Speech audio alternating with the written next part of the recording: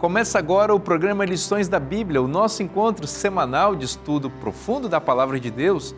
E hoje vamos continuar em nossa caminhada pelos temas preciosos do Evangelho de João e vamos encontrar Jesus dizendo: "Eu sou o caminho, a verdade e a vida". É sobre isso e muito mais do Lições da Bíblia que está começando agora.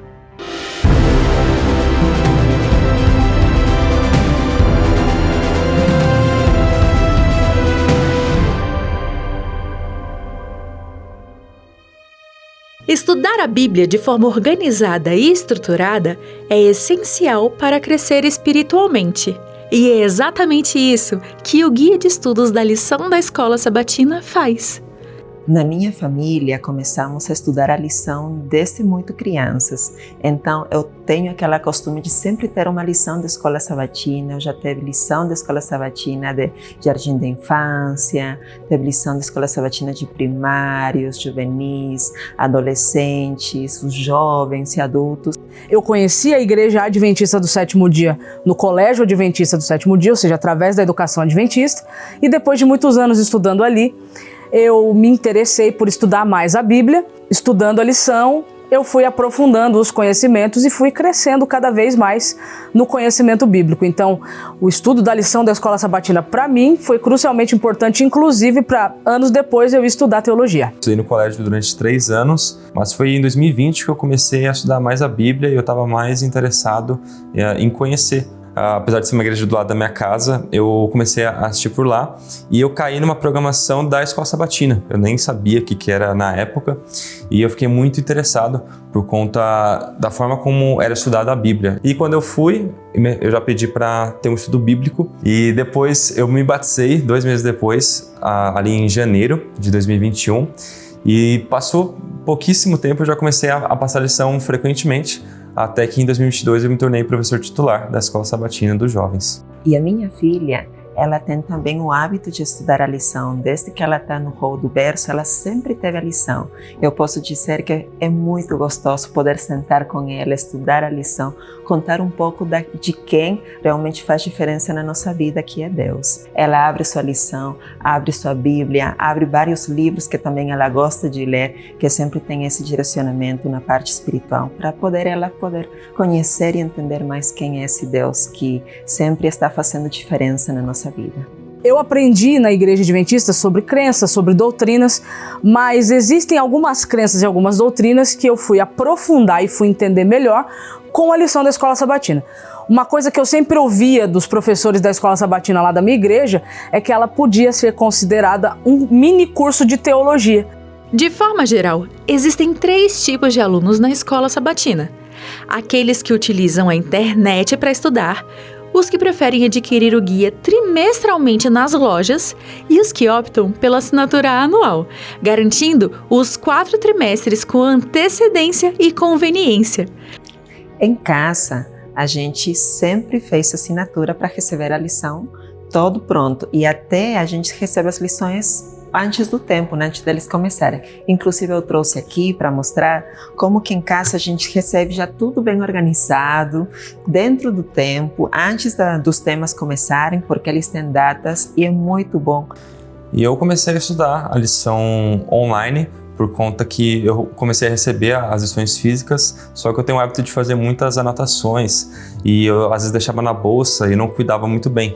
Então ela começou a ficar muito desgastada. Eu tenho uma coleção das físicas, mas ela ficou só no guarda-roupa. Com a lição online, eu consigo anotar, consigo adicionar comentários. Então quando eu estou passando a lição, eu puxo meu celular, eu vejo o recado que eu deixei ali e quando eu vou transmitir o conteúdo para outra pessoa, fica muito mais fácil de eu me organizar e as pessoas entenderem, coisa que não estava acontecendo antes. Como a lição, para mim, ela é um livro de ensino, de estudo, então eu prefiro ir até a livraria, onde eu posso pegar a lição, eu posso folhear, eu já posso dar uma olhada nela de forma geral.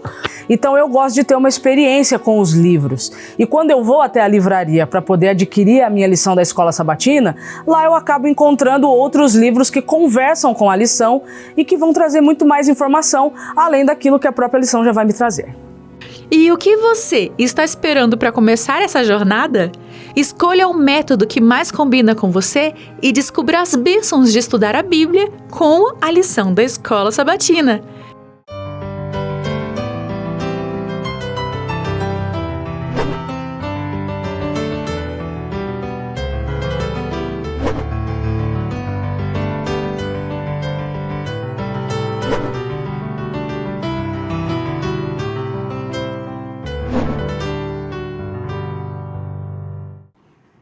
Nós já estamos juntos aqui para compartilhar com você conteúdos especiais da Palavra de Deus no Evangelho de João. E a nossa alegria de poder estar na sua companhia, por você nos receber onde você está assistindo esse programa agora e na certeza de que nós estamos na presença de Deus, sendo abençoados com a sua palavra. Eu vou aproveitar agora e apresentar para vocês esses nossos companheiros de jornada que estão conosco aqui nessa temporada tão especial, né? Que estamos aprendendo coisas tão bonitas da Palavra de Deus. Aqui à minha esquerda, o pastor Elias Brenha. Amigo, seja bem-vindo mais uma vez. Obrigado, pastor Vinícius. É uma alegria. Que Deus abençoe, né? Estamos chegando já no final aí da nossa temporada e é uma alegria. Cada semana aqui juntos estudando a Palavra de Deus. É uma grande bênção. Pastor Paroski, que bom recebê-lo mais uma vez. Obrigado, pastor. E é bom estar aqui e com esses colegas e estudarmos juntos a Bíblia. É verdade.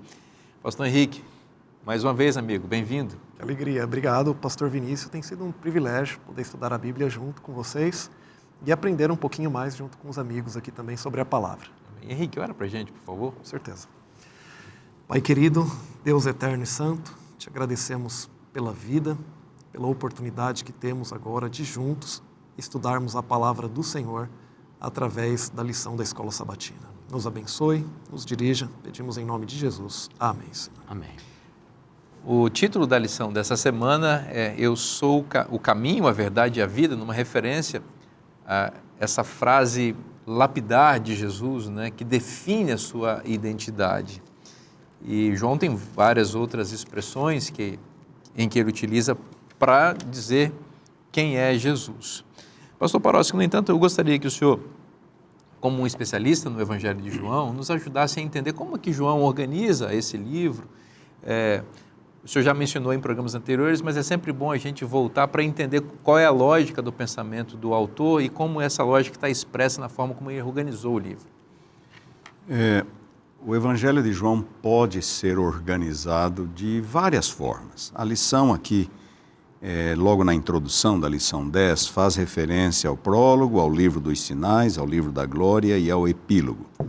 Isso aqui é uma referência de que até o final do capítulo 12, Jesus realiza os seus sinais, os seus milagres. E aí do capítulo 13 em diante é o que acontece na última semana, nos últimos dias ali de Jesus com os discípulos. E é quando ele morre, e na morte ele também revela a sua glória. Por isso que alguns chamam de o livro da glória. Mas de uma forma muito simples, existe o prólogo, que é a introdução. O capítulo 21 é uma espécie de conclusão do livro. E aí nós temos duas grandes divisões. Até o capítulo 12 é o ministério público de Jesus. Do capítulo 12 em diante, aí nós temos Jesus e os discípulos no cenáculo, sua morte e ressurreição. Então, assim nós dividimos de modo muito simples o Evangelho de João. O ministério público de Jesus termina no capítulo 12. Muito bem. Pode seguir, o senhor tinha mais pontos aí também para mencionar? Um outro detalhe interessante talvez seja a palavra unigênito que aparece no verso para memorizar, em João 1,18. Talvez merecesse um breve comentário. Algumas pessoas inferem, concluem a partir desta palavra que Jesus é um ser gerado. Unigênito significa único gerado. Mas essa não é a palavra que de fato João utilizou. João escreveu em grego o seu evangelho. E a palavra que ele usa é a palavra monogenes, que não significa único gerado ou unigênito.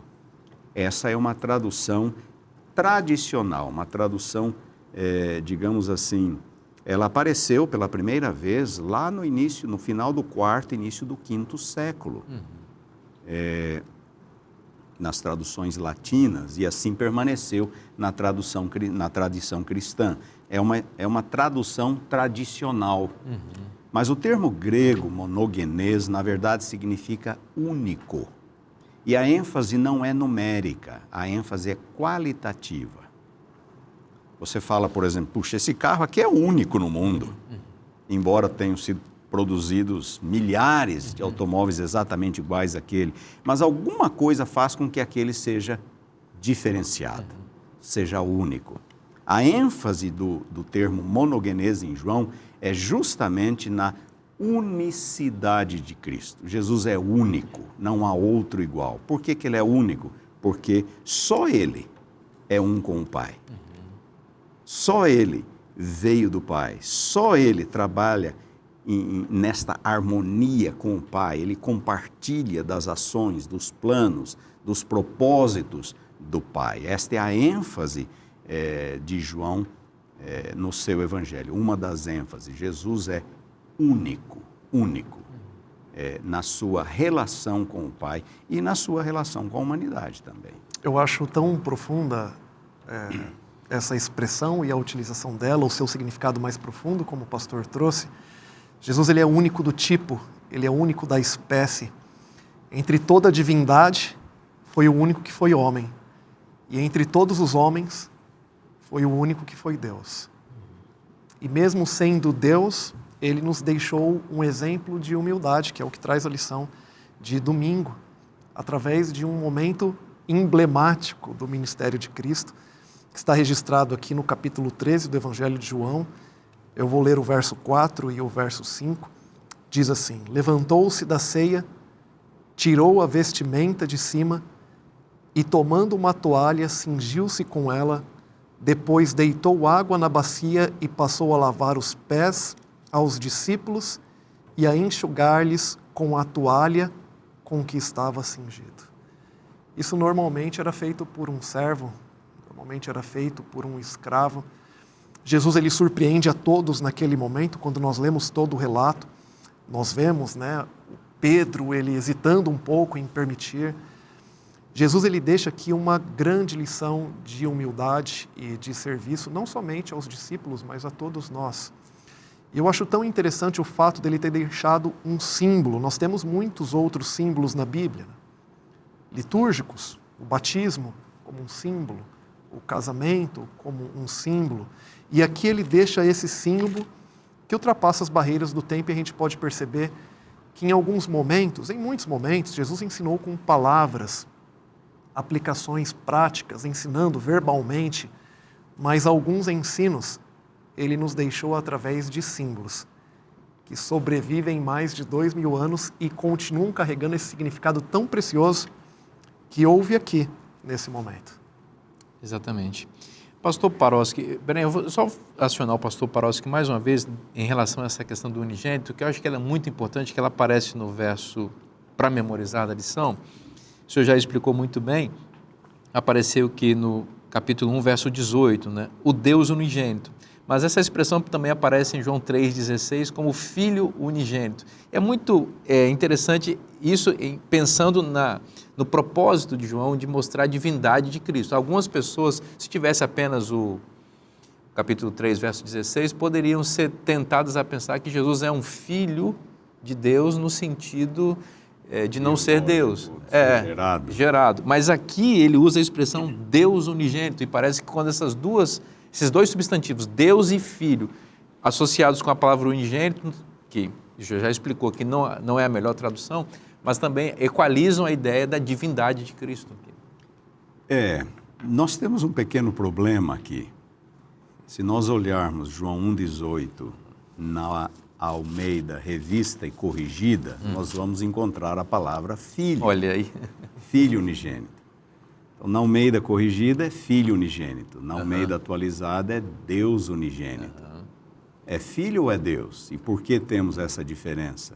Isso tem a ver com manuscritos antigos. Tem a ver com manuscritos antigos. Alguns manuscritos trazem filho, outros manuscritos trazem Deus. A corrigida segue alguns manuscritos, a atualizada segue outros manuscritos. Qual é a expressão correta? Não é muito fácil nós definirmos isso, mas vários estudiosos, quando eles combinam uma série de evidências, inclusive uma evidência documental de manuscritos, data de manuscritos e assim por diante, vários estudiosos em anos mais recentes têm optado pela tradução filho. Olha. Filho unigênito. Como regra, a atualizada ela está um pouco mais atualizada que a corrigida. Sim. Como regra. Mas, neste caso em particular, parece que a corrigida traz um texto mais próximo do original do que a atualizada. Ou seja, a própria expressão Deus unigênito é contraditória. Olha. Ela é contraditória. Entende? A expressão Filho unigênito faz muito mais sentido do que a expressão Deus unigênito.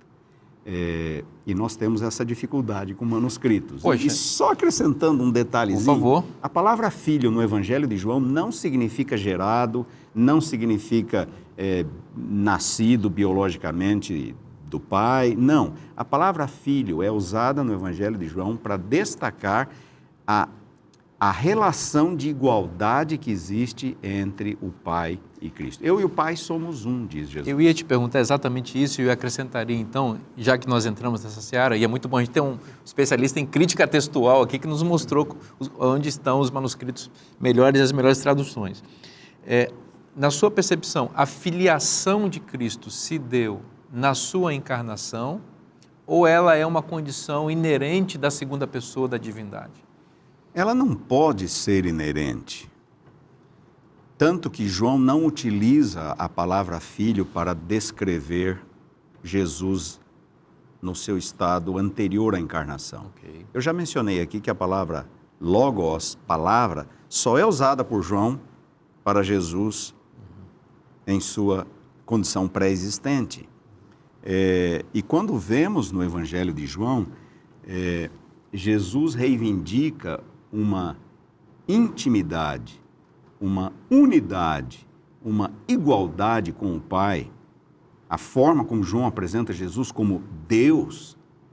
No princípio era a palavra estava com Deus e a palavra era Deus. Ou seja, tudo aquilo que Deus era, a palavra era. Tudo aquilo que Deus era, a palavra era. Então nós não estamos... João utiliza... por que ele utiliza essa expressão, nós não sabemos. Nós temos que perguntar para ele. Entendeu? Mas nós podemos entender no Evangelho como ele utiliza a expressão. Por exemplo, às vezes Jesus chama, no capítulo 5, no capítulo 10, ele chama Deus de Pai e os judeus querem apedrejá-lo. Por quê? Porque ele está se fazendo igual ao Pai. Exatamente. Essa é a ênfase do Evangelho. Então, a expressão filho, aqui, ela não é usada para expressar que Jesus ele surgiu num determinado momento. Ele foi gerado pelo Pai. Não, a expressão filho aqui é usada para designar igualdade, unidade, e nós temos que respeitar o sentido que João E a gente pode pensar também que um filho tem tudo que o pai tem, né? O filho tem todas as características essenciais do pai. Então, se o pai é pré-existente, eterno e imortal, o filho também o é.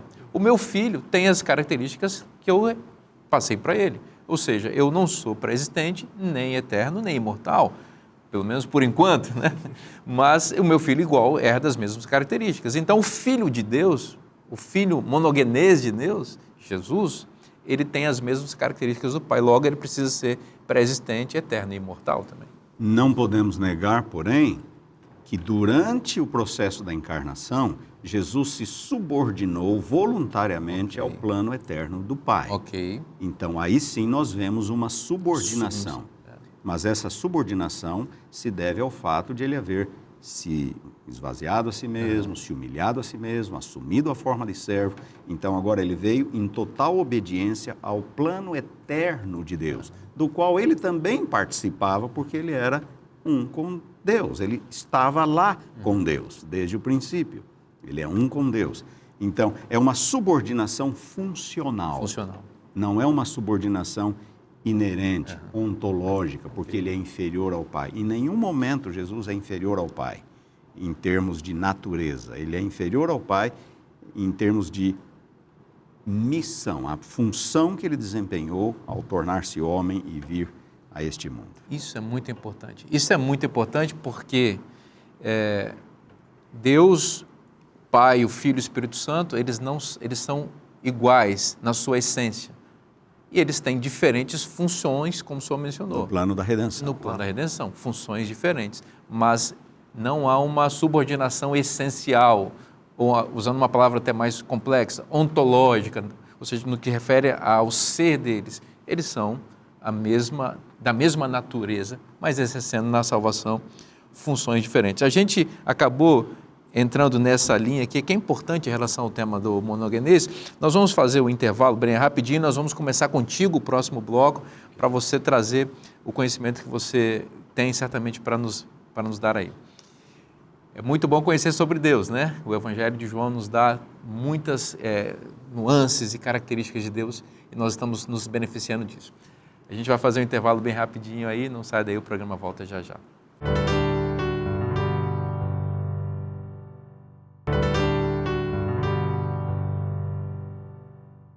Estamos de volta agora para o segundo bloco do programa Lições da Bíblia e estamos nos aprofundando na Palavra de Deus.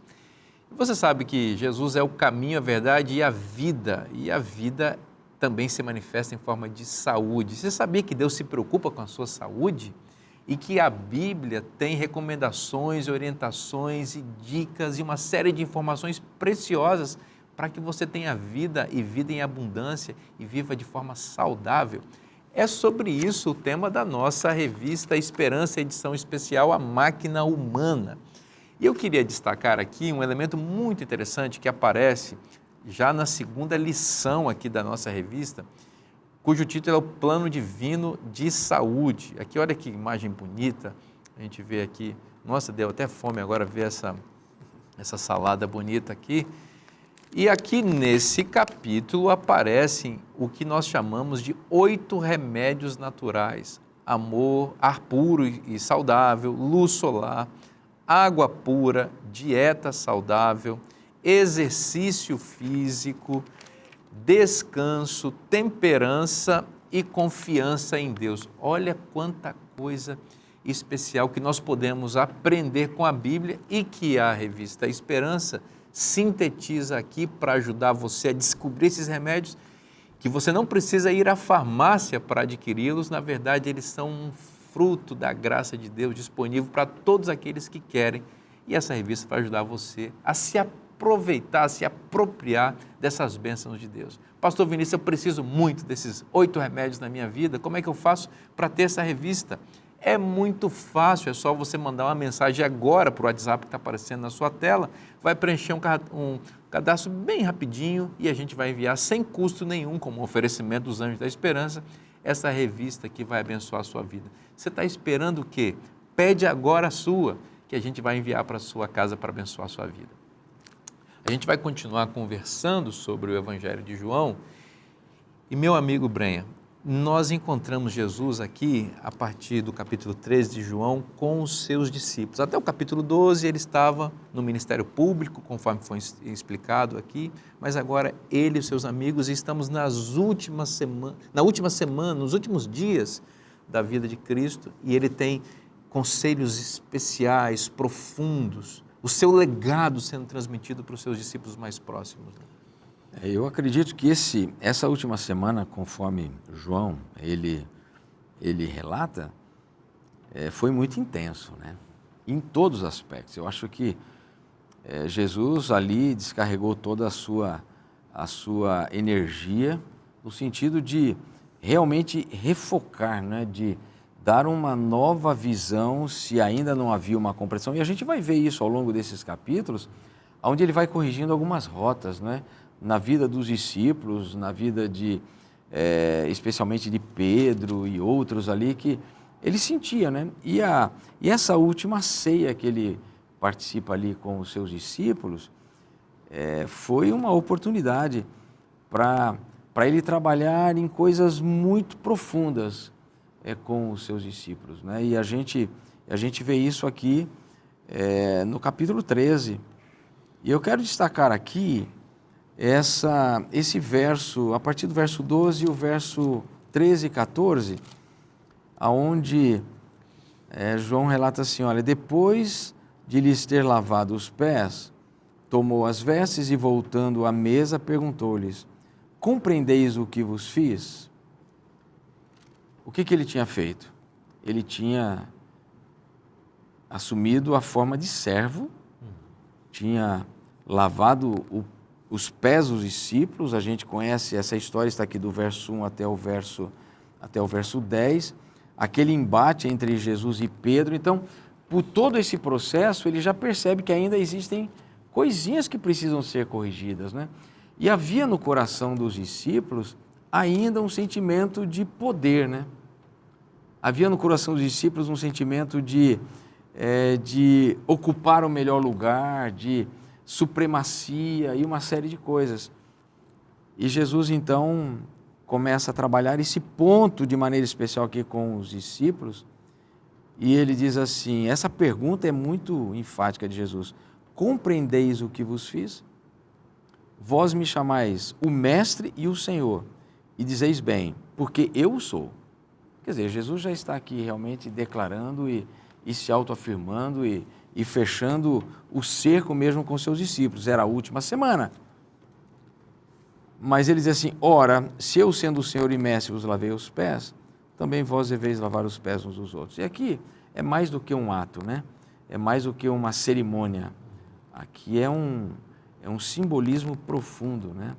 É tanto o aspecto dele ao dizer, vocês me chamam de Mestre e o Senhor e bem dizeis que eu sou, como esse aspecto de dizer, olha, se eu sendo isso, fiz isso...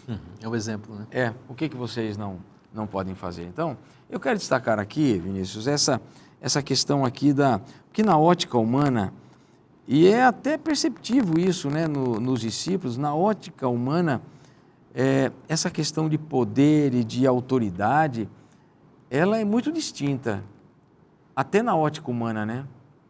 Porque poder você pode impor, não é? Você pode sobrepor e sobrecarregar as pessoas com poder, não é? E esse poder pode até não ser legítimo, mas ele é colocado sobre você. E a gente vê isso, né, no meio de tantas coisas, não é? Agora, a autoridade não. A autoridade, ela é legitimada. A autoridade você alcança, você conquista, depende de muitos processos para você adquirir essa autoridade. Então, quando ele atribui a ele o senhorio, atribui a ele o poder, ele está realmente trazendo para ele é o Deus, né? Ele é o Deus encarnado.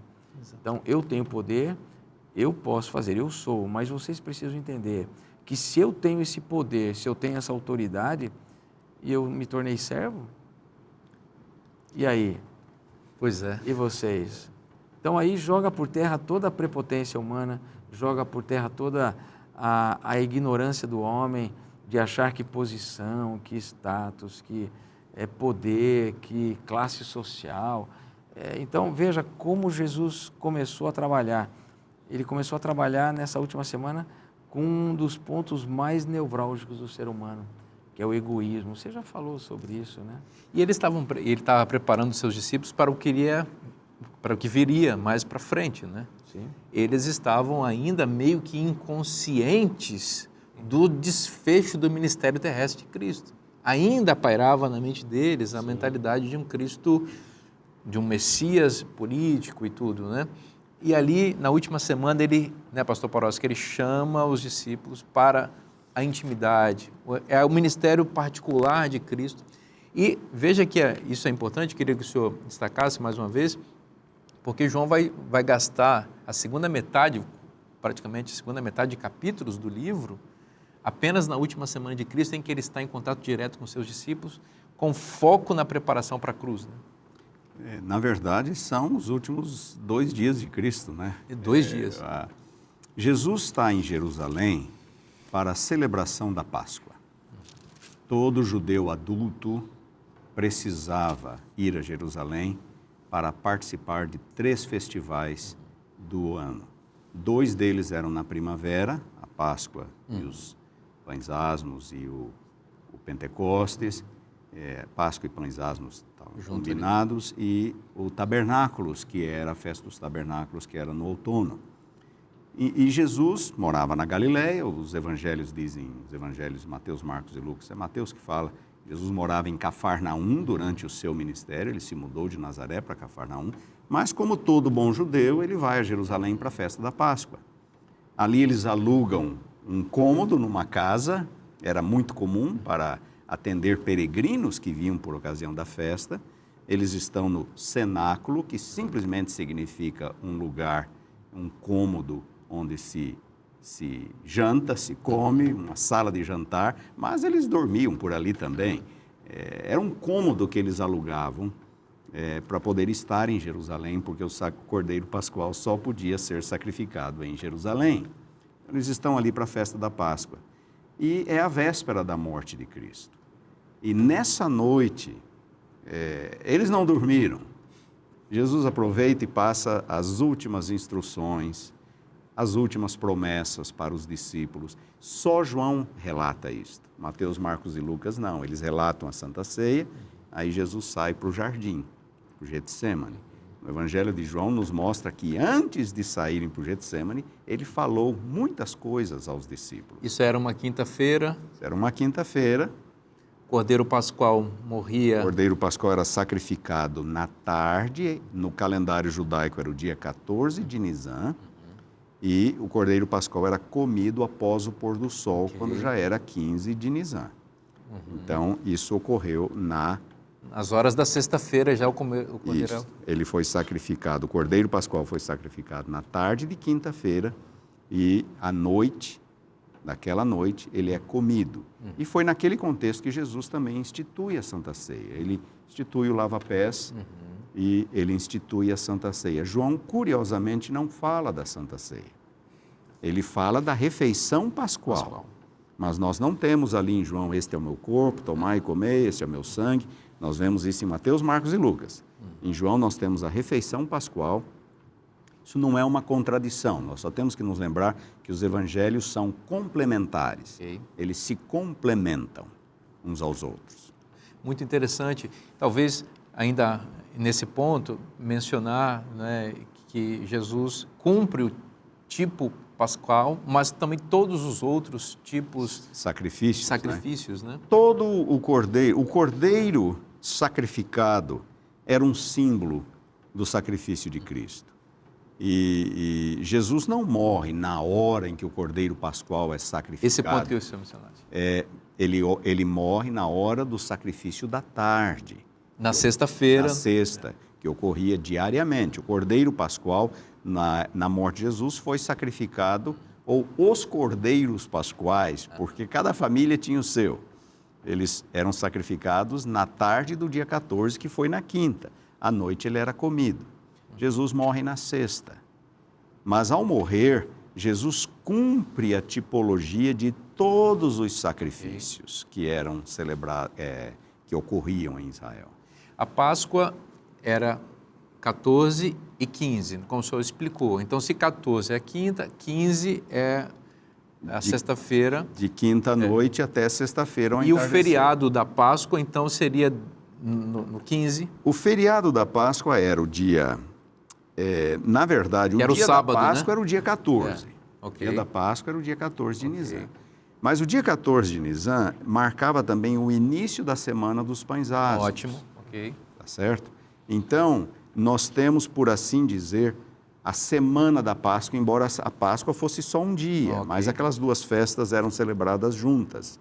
Então, nós temos ali a semana da Páscoa. O dia da Páscoa era 14 de Nisan, era o dia que o Cordeiro Pascual era sacrificado. E ele era comido à noite, que já era dia 15. Em nossos termos hoje, seria um feriado prolongado. Seria um feriado prolongado. Desde da quinta-feira à sexta e o sábado, que já é sábado e que é feriado, então eram 3 dias assim que ninguém fazia nada a não ser se concentrar. Exatamente. Podemos dizer que é o sábado grande, como eles diziam, né? E Jesus utiliza esse momento para preparar, inclusive, os discípulos para a sua morte, para a sua ausência, porque, como o pastor mencionou, eles não tinham essa compreensão ainda de que realmente o Messias seria crucificado, ainda alimentavam alguma expectativa, alguns até de que Jesus se demonstrasse nesse último momento e se libertasse. Jesus, mais uma vez, anuncia a sua partida. E é interessante que no capítulo 13, verso 36, Simão pergunta: Senhor, para onde vais? E Jesus responde: para onde eu vou, você não pode me seguir agora. Mais tarde, porém, me seguirás. E Jesus, é nesse contexto que nós encontramos uma das promessas mais lindas da Bíblia, decoradas, repetidas, que está no comecinho do capítulo 14, o verso 1 em diante. Eu acho muito bonito que é destacado que o mais importante não serão as casas, o mais importante não serão as ruas de ouro, o material que vai haver ali, ou a beleza que nossos olhos não conseguem nem imaginar. Mas o mais importante é a presença de Cristo. E essa presença e esse relacionamento começa hoje já. Ele pode começar agora. Esse texto nos lembra que a casa que nós temos hoje, por mais bonita que possa ser, por mais confortável, ela não vai durar para sempre. Nós vamos receber um novo lar. O nosso corpo, por mais forte, bonito que possa estar, as pessoas que estão seguindo aí os conselhos da revista, Exatamente. é um corpo também que não vai durar para sempre. Vamos receber um corpo glorificado e perfeito. E esse próprio mundo, tão lindo como possa ser, a despeito do pecado ter contaminado, esse mundo também não vai durar para sempre. Vai haver um novo céu e uma nova terra. Mas há uma coisa que pode durar para sempre a partir de hoje, que é o nosso relacionamento com Cristo. E Ele quer que esse relacionamento ele seja para sempre, e por isso todo esse movimento aqui ele está naturalmente confortando os discípulos já antes da sua morte, mas conforta a gente hoje também, a promessa de que poderíamos viver com Ele para sempre. Mas tem... Opa, Pode falar. só um detalhe aqui, porque na sequência ele diz, existe aquela dúvida de Tomé, Senhor, não sabemos para onde vais. E aí Jesus diz, eu sou o caminho, a verdade e a vida. Então, além de uma promessa futura, ele aponta o caminho para o Pai. Quer dizer, o caminho para o Pai é agora, você pode, eu sou o caminho. Ele não apontou o caminho, ele disse, eu sou o caminho. Então, olhe para mim e você vai encontrar o caminho para o Pai. É muito importante isso. Louvado seja Deus, que Jesus é o caminho para o Pai, Ele é a vida e nele nós podemos ter certeza da vida eterna. Nós vamos fazer um intervalo bem rapidinho agora para você curtir essa bênção que é o intervalo da Novo Tempo. É o show do intervalo da Novo Tempo. Você toma uma água, respira um pouquinho e não saia daí, porque o programa Lições da Bíblia volta já já.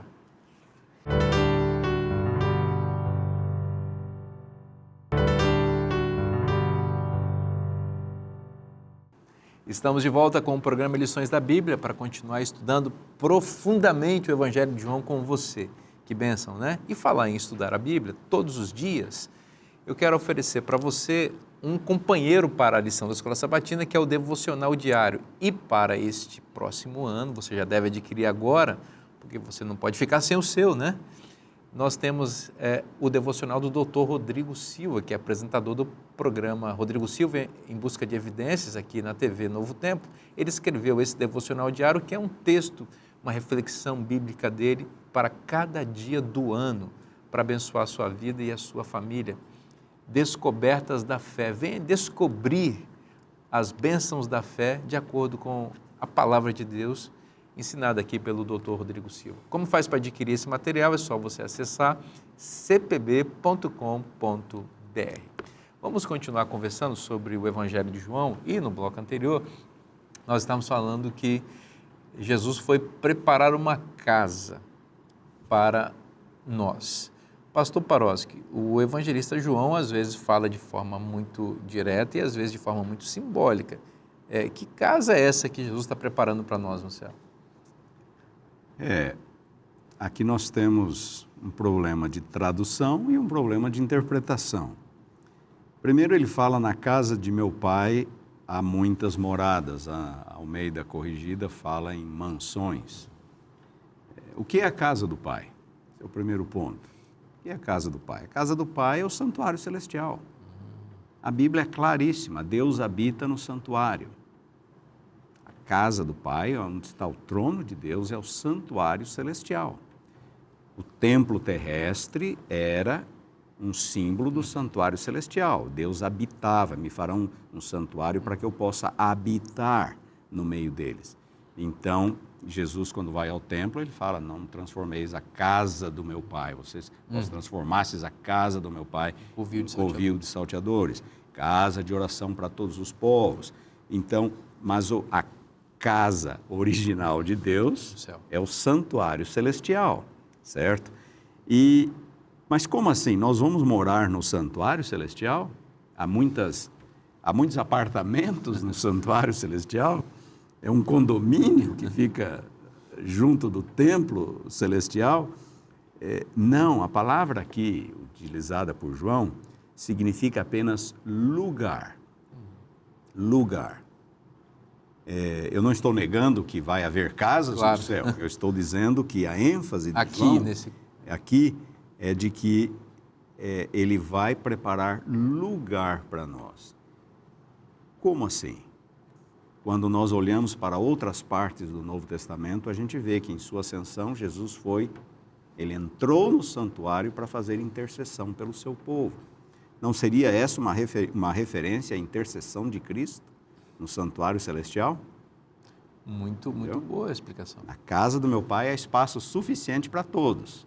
Eu vou lá, vou preparar lugar, vou interceder por vocês junto ao Pai. O livro de Hebreus fala da intercessão de Cristo, Paulo fala em Romanos 8 da intercessão de Cristo no santuário celestial.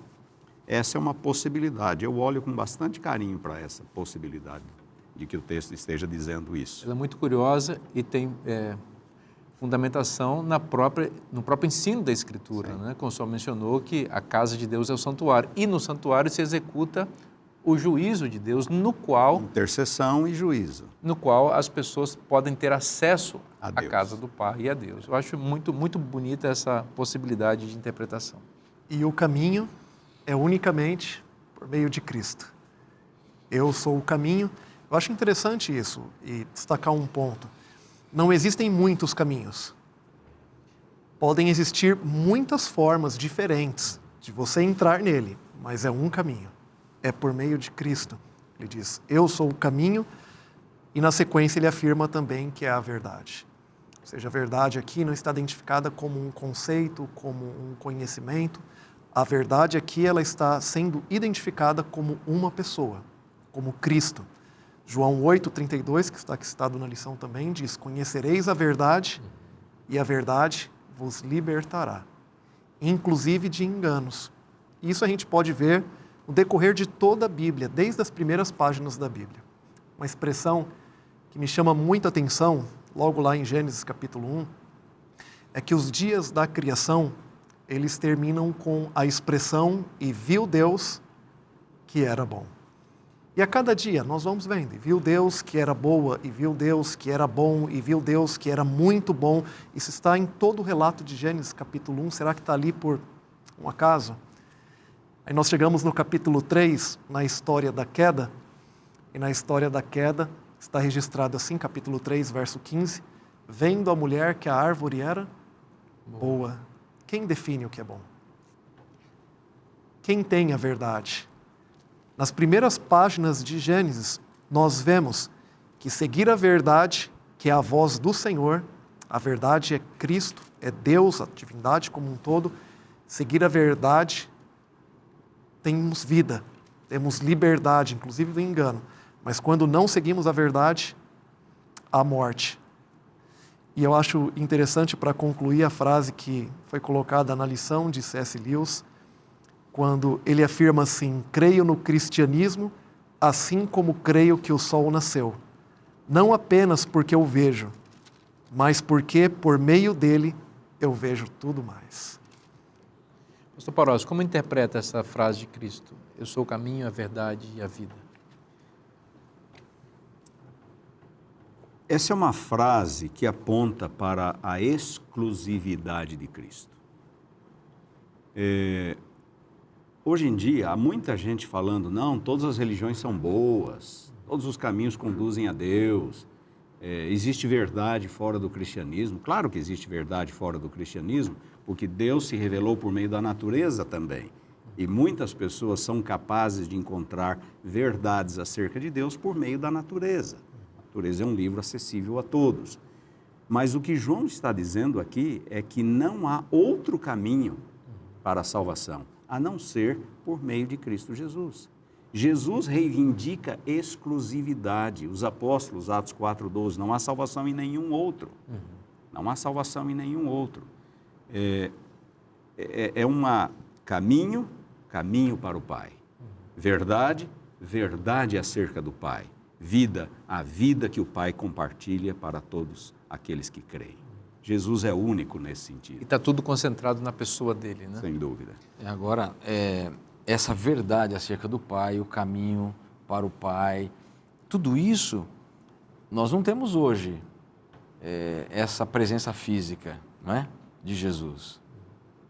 Então, ele era a evidência mais clara, a revelação maior da divindade, essa exclusividade que foi colocado, mas ele nos deixa um legado. E mesmo nos dias de Jesus, ele já apontava para um local onde as pessoas poderiam conhecer a verdade e conhecer o caminho também, mesmo na ausência dele. E é interessante que a lição aqui de quinta-feira, ela nos reporta novamente ao capítulo 5 de João, naquela célebre discussão ali de Jesus após a cura do paralítico no tanque de Betesda. E aí o diálogo vai se desenrolando e tudo mais, e a gente chega naquele verso clássico, né? De São João 5, 38 a 40. E aqui a gente encontra Jesus dizendo coisas importantíssimas. Ele diz, olha, também não tendes a sua palavra permanente em vós, porque não credes naquele que ele enviou. Vocês examinam as Escrituras porque julgam ter nelas a vida eterna. Nós já estudamos esse conceito em lições anteriores. Mas aí o ponto importante é isso daqui. E são elas mesmas, apesar de vocês estarem fazendo um uso talvez não tão apropriado daquilo que é a verdade e o caminho, mas vocês vão encontrar eu ali. Vocês vão encontrar o caminho, vocês vão encontrar a verdade, vocês vão encontrar a vida. Porque elas dão testemunho de mim. Não é? Então, e aí ele diz, contudo, não quereis vir a mim para terdes vida. Então, esse é um conceito muito importante e Jesus repete esse processo porque ele sabia que a caminhada dele aqui na Terra estava no seu processo temporário. Né? Então, ele voltaria para o céu, ele voltaria para a casa do Pai, ele voltaria para as suas funções sacerdotais, intercessoras e tudo mais.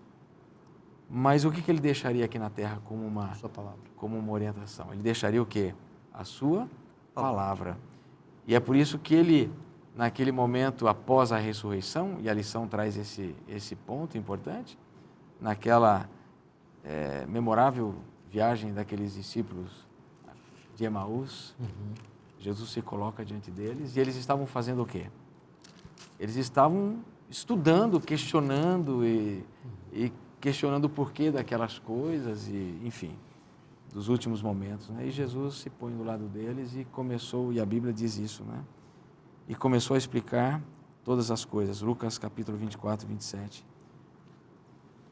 E começando por Moisés, discorrendo por todos os profetas, expunha-lhes o quê? Aqui, o que a seu respeito, não é, constava em todas o quê? As Escrituras.